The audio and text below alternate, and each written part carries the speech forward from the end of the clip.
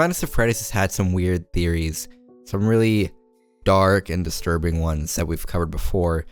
This one is easily the most twisted one of all. You guys have sent me the worst theory ever. This is one of the ones you guys recommended to me whenever we had first talked about the worst theories of Finest of Freddy's. A lot of you were mentioning this, and I thought it was a joke at first, okay? I thought that this was supposed to be some kind of inside joke or a meme, but no, there's some actual, there's this post I found with an actual fleshed out theory with quite a bit of evidence to talk about and to debunk. Well, I'm getting ahead of myself with the debunking, but there's quite a bit of evidence to talk about. And one thing I really like to do in these FNAF theory breakdowns is to talk about the storytelling aspect of it. There's not much of that here. This is very much a really sick theory in terms of it's just kind of representative of what happened in the story, just in a weird lens, if that makes sense. Easily the weirdest theory we've covered before, and it all has to do with Toy Chica. And I blame you guys. Alright, you guys are at fault for this one, because this is one that you recommended in my comment section. So, you know. Anyways, talking about FNAF lore is really fun. I thought this was a really cool theory to cover for the channel. And it's time to spice it up, you know? One of the last series we covered was about the puppet, and that one was actually compelling. So it's nice to, you know, mix up all that good stuff with some garbage every now and then. My name's Arcade, and this is Theory Review, where we cover your favorite or least favorite Finest of Freddy's series. And today we're talking about the Toy Chica is William Afton theory. Now listen. There is way more to it than what you think, okay? I thought it was a joke at first. When people were commenting this, I thought it was just gonna be like, oh, it's just a meme, ha ha ha, funny. But no, apparently, someone made a real in-depth post about it, and it has to all do with phobia. Phobia is one of the stories in the Tales of the Pizzaplex book series. Now, whether the books are canon or not, that's an iffy question just because it's been debated for a while. A lot of people take a look at it as it being canon in the way that, oh, like just the company, Fazgoo Entertainment, made the books canon by having it be stories that they share in the in-universe. Whether or not all that is true, or if it's actual just events played out literally, that is still widely debated. That's not necessarily the discussion of this video. What we're gonna do is just assume that that is true, just for the sake of the argument, because we can try to debunk it all we can, but we need some base work. We need a baseline to work with here. Now I'm gonna read out parts of the theory and then talk about it, and then talk about what makes sense, what doesn't, and just the weird implications that it has, because this is one on the weirder side of theories in terms of what it implies story-wise. If you don't know what I'm referencing here, this is in the context of Toy Chica, the high school days, which is this random cutscene that appears in Ultimate Custom Night. It's like a Yandere parody, which is kind of funny because Yandere Simulator is also an indie game that's been worked on for around the same length as Finest of Freddy's has been, but obviously one has reached a lot of more success than the other because, you know, one game dev is actually good. Anyways, in this cutscene, it's about Toy Chica just being this kind of obsessive high school girl and targeting love interest being other boys in the classroom, representing other animatronics like Freddy. I'm not sure what the wolf ones represents. It might be a book exclusive thing. Toy Bonnie, Funtime Foxy, the puppet, and then Rory being like the pig. Anyways, in the cutscene, it implies that Toy Chica basically murders all of them, as there are pieces in her backpack left behind from each victim. Assumably, Foxy was the first one, which is why there's already a hook inside her bag at the beginning of the cutscene, and then it just starts growing over the course of the cinematic. So let's start reading out the theory. William Afton is depicted with Toy Chica. So this is the main claim that the theory is trying to propose, that Toy Chica isn't really Toy Chica in this sense. She's actually just a stand-in for William Afton, and then all her actions are what William did in order to kidnap the other children. You'll see how phobia plays into this here in a bit. So the theory talks about how his dialogue, being Toy Chica's dialogue, reveals everything, and that the parody of Yandere genre is just kind of a front because there's deeper lore behind it. The series says this is about William Afton with his victims, with the missing children, with the children who disappeared. No, I'm not talking about the children who were murdered at Freddy's. I'm talking about the children that William Afton kidnapped for his sleep experiments. So this is where Didophobia plays in. Didophobia is about a story about William Afton kidnapping children for his sleep experiments, which explains that in FNAF 4, well, it implies that in FNAF 4, one of the protagonists is actually one of the children, and that it's like a sleep experiment, so he's hallucinating, the protagonist is hallucinating all the nightmare animatronics. We don't really have to break down the Didophobia, the story, too much, but this is what the theory is referencing, that these victims are one and the same of Toy Chica and William Afton, and that's why this represents William Afton. Which is, I know it's reaching, but hang on here, okay? The theory goes on to say, as everyone knows, William Afton kept diaries about her obsession with Henry due to the envy and admiration she had for him. It is not surprising that he wrote diaries about his victims, just as Toy Chica does in these cutscenes. I'm not sure where William Afton has been known to keep diaries. Maybe someone else can point it in the comments. I'm just gonna take the theory's word for it. There's a lot of lore to cover. I'm not surprised if he does, he looks like he would. The theory goes on to say, from what we see in Toy Chica, the high school days, William Afton kidnapped 7 children, each one attracted differently to him, and what we will see here is very interesting. Child 1 is depicted with Foxy, who is already inside Toy Chica's backpack, meaning that she already got to him before, and it didn't work out too well. The theory also points out that the last 2 are the most important, being Child 6 and Child 7, being the puppet and Rory, respectively. You're about to pick up some of the weird undertones of this theory. Don't worry, we're about to cover that, which is probably the weirdest part of this. First of all, we have to see what William Afton says about each child. At the end of each meeting with one, he says, there's only one thing that could possibly go wrong, which, yeah, I mean, I guess she does say that, but that doesn't really mean anything. Anyways, I'm going to continue to read the theory unless there's something that sticks out. Clearly, the bad thing about all this is that his prey dies during the experiments, which we know happened all 7 times due to Toy Chica's backpack. We also know the order of each child thanks to the same backpack and how it is filled little by little with each part of its victims.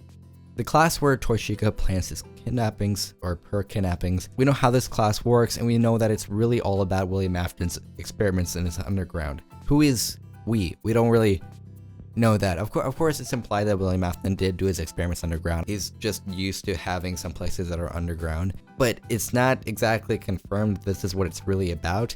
Sure, biology being the actual class itself could be a good representation, because biology and then also experiments with, you know, remnant in the human body or whatever makes sense.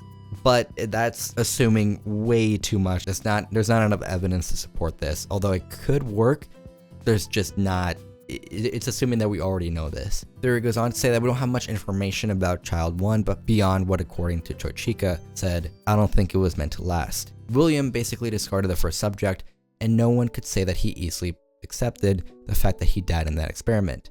It's not something that William takes bad, really. And then there's a little excerpt from the book, saying that William is just like, oh, you know, all nonchalant about his first victim not turning out all right. Kind of a sadistic man, but I mean, that's in his nature, so it makes sense. And then the theory goes on to explain how exactly William kidnapped each of the children, and the way that Toy Chica did it is how William Afton did it in Didophobia. With Freddy, he lures him in by saying he needs help with his homework, which, don't worry, we're about to cover the debunking here in a bit. With Child 3, he says, someone ran over my dog in front of the house, but once he's there, I'll just entice him with warm cookies, lure him inside, and then I'll have him. I'm really starting to notice that how this theory is written out.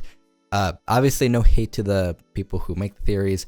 I want to like discuss the theories themselves. That's not the point of these videos. I know I've said it before, but I feel like it's important to reiterate here that we're just discussing the theories themselves. I think it's fun to take apart and talk about theories, but not necessarily like the people themselves, just because it's unnecessary. But the way this is written out, it says, this is too clear.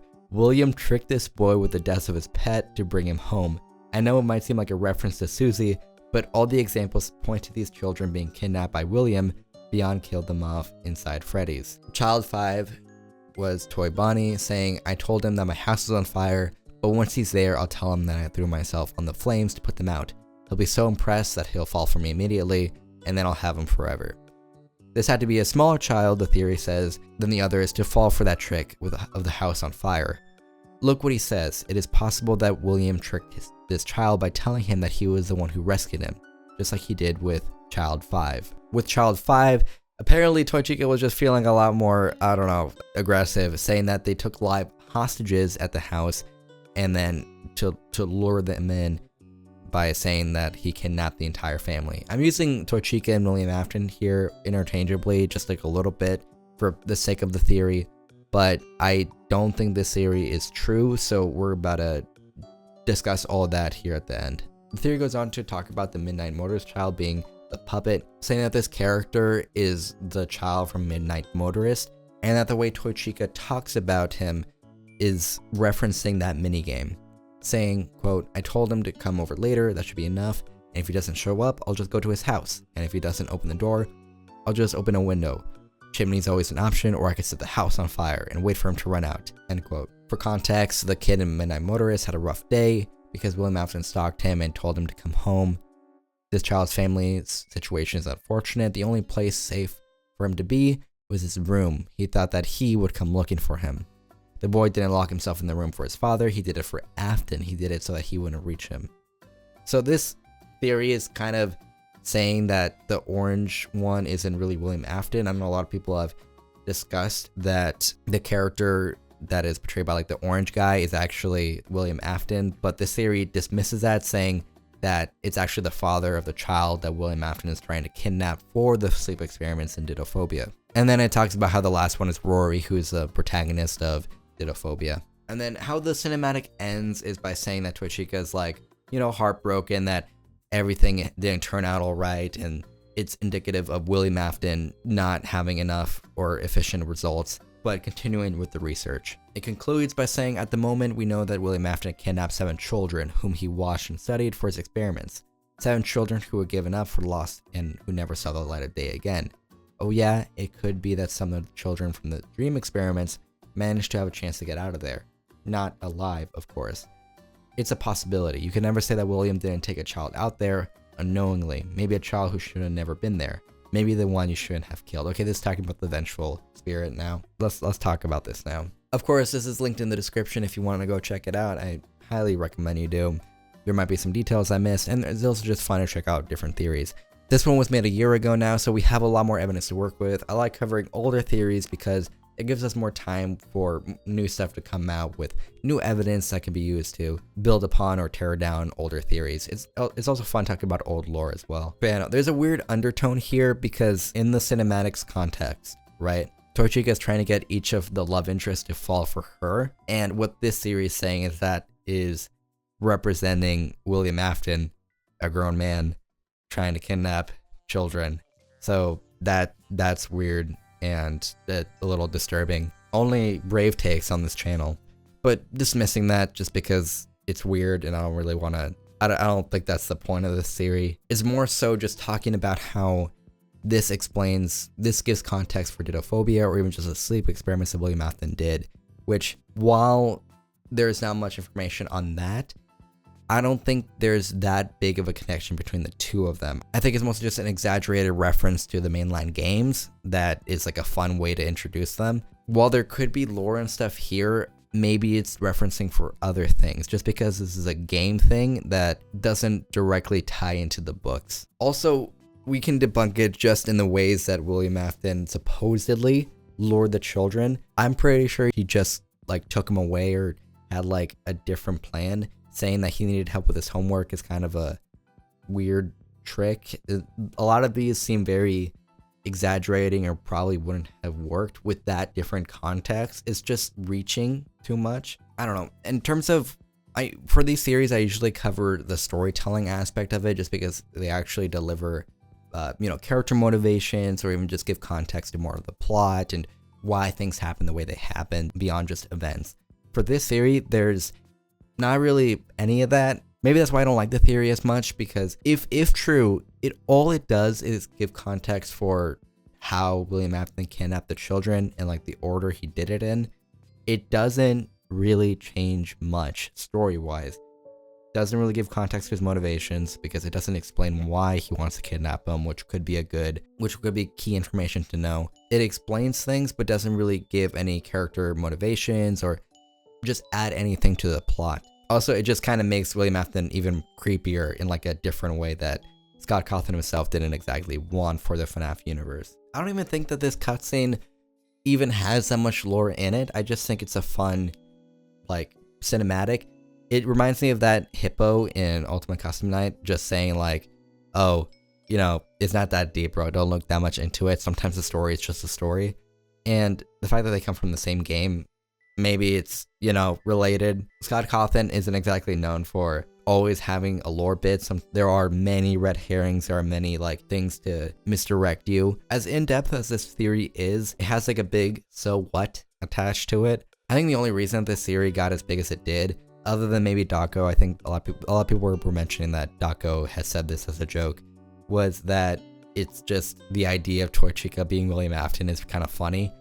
I thought so too. I thought that there was nothing more to this, but apparently there was, and there's this whole thing. Overall, this is kind of a weird theory. I mean, on a real note, it doesn't really make me feel that strongly or just anything exciting to talk about storytelling wise. So I think for the sake of this theory, we always rate them. You're getting a solid, 2.5 Freddy Fazbears. I think that's a good place to end it. But if you have a new weird theory that you want me to discuss, feel free to leave it in the comment section down below. Every so often I make a video out of someone's comment about a theory they want me to talk about. So yeah, thank you so much for watching, and as always, I hope you're a bit less bored.